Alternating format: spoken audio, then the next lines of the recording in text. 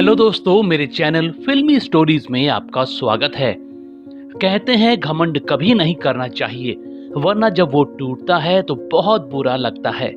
कुछ ऐसा ही सबक महान अभिनेता देव आनंद को भी मिला था, जब देश के पहले प्रधानमंत्री जवाहरलाल नेहरू ने देव साहब का अहंकार चूर चूर कर दिया था। पहली बार उनको नेहरू जी के सामने अपनी हैसियत पता लगी थी। ये बात उन दिनों की है जब हिंदी सिनेमा में बस 3 ही नाम हुआ करते थे, देव आनंद, दिलीप कुमार और राज कपूर। अभिनेता बहुत थे मगर तूती सिर्फ इन तीनों की ही बोला करती थी। इनकी तिकड़ी बॉलीवुड में त्रिदेव के नाम से मशहूर थी। यहां हम बात देवानंद की कर रहे हैं।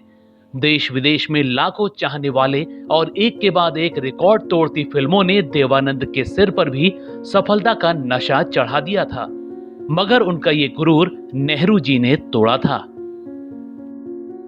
हुआ ये कि एक बार देवानंद अपनी कार से लोनावाला जा रहे थे। रास्ते में बहुत भीड़ जमा थी। पुलिस वालों ने उनकी कार रोक दी और आगे जाने से मना कर दिया। देव साहब नाराज हो गए और पुलिस वालों से वजह पूछी। तब पता लगा कि नेहरू जी भाषण दे रहे हैं, वो आगे नहीं जा सकते। देव थोड़े नाराज हुए मगर उनके मन में भी नेहरू से मिलने की इच्छा जग गई। उन्होंने सोचा कि अभी चले जाता हूं, वो मुझे देखते ही भीड़ में पहचान जाएंगे। फिर सोचा छोड़ो, अभी मिलना ठीक नहीं रहेगा। कुछ दिन बाद उन्होंने उस समय के मुख्यमंत्री और बड़े कांग्रेसी नेता वाई.बी. चौहान से कहा कि वो नेहरू से मिलना चाहते हैं। इतने बड़े अभिनेता की इच्छा पूरी करने के लिए सीएम फौरन ही लग गए। आखिरकार मुलाकात नागपुर में होनी तय हुई। उस दिन नेहरू जी से मिलने के लिए बड़े बड़े लोगों को बुलाया गया। उनमें देव भी थे। वो समय से पहले ही पहुंच गए। उनको देखते ही वेटिंग रूम में बैठे सभी लोगों में खलबली मच गई कि देवानंद आए हैं। कोई उनका ऑटोग्राफ मांगने लगा तो कोई उनसे हाथ मिलाने के लिए दौड़ पड़ा। लोगों के पागलपन को देखकर तो देव और ज्यादा घमंड में आ गए, मगर अभी उनका घमंड टूटना बाकी था। लोग देव को घेरे पड़े थे कि अचानक सब लोग उनको छोड़कर दूसरी तरफ भागने लगे।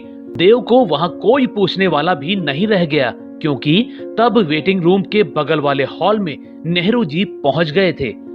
पूरा हॉल नेहरू जिंदाबाद के नारों से गूंजने लगा और देव को एहसास हुआ कि मानो वो वहां पर हो ही नहीं।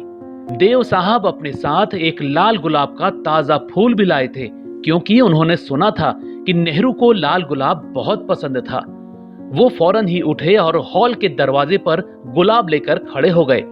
उनको लगा कि नेहरू जी यहाँ से गुजरेंगे तो उनको देखते ही गले लगा लेंगे, मगर देव उस वक्त हैरान हो गए जब नेहरू जी आए और उन पर नजर पड़ने के बाद भी उनको अनदेखा कर सामने से गुजरने लगे। इतने में देव ने गुलाब का फूल नेहरू जी की ओर बढ़ा दिया, मगर ये क्या, नेहरू देव की ओर देखकर हल्का मुस्कुराए और गुलाब को हाथ तक नहीं लगाया और वहां से चले गए। देवानंद तो हैरान हो गए। अपनी किताब रोमांसिंग विद लाइफ में वो इस वाक्य पर लिखते हैं कि पंडित नेहरू को अपनी लोकप्रियता का नशा था और वो इसी का पूरा मजा ले रहे थे। खैर, फूल तो देवानंद के हाथ में ही मुरझाने लगा, मगर नेहरू की लोकप्रियता देखकर देव को अपनी हैसियत समझ आ चुकी थी। बाद में उनको रात के समय आधिकारिक तौर पर नेहरू जी से मिलवाया गया। उस समय भी देवानंद ने दिन की वो बात याद करवाने की कोशिश की कि शायद नेहरू जी उनको पहचान नहीं सके थे, मगर नेहरू बोले कि हाँ, दिन की सारी बातें मुझे याद हैं। उनकी इस बात पर देव का घमंड चूर चूर हो गया था। उसी समय नेहरू जी से मिलने के लिए भीड़ बैरिकेड तोड़कर अंदर आने की कोशिश कर रही थी। पहली बार देव को पता लगा कि असली लोकप्रियता क्या होती है। दोस्तों, आपको देवानंद और नेहरू जी में कौन ज्यादा पसंद था, हमें कमेंट में जरूर बताइएगा। ऐसी ही और दिलचस्प स्टोरीज को जानने के लिए आप मेरे चैनल फिल्मी स्टोरीज को सब्सक्राइब भी कर सकते हैं। बस बेल आइकन दबाना मत भूलिएगा।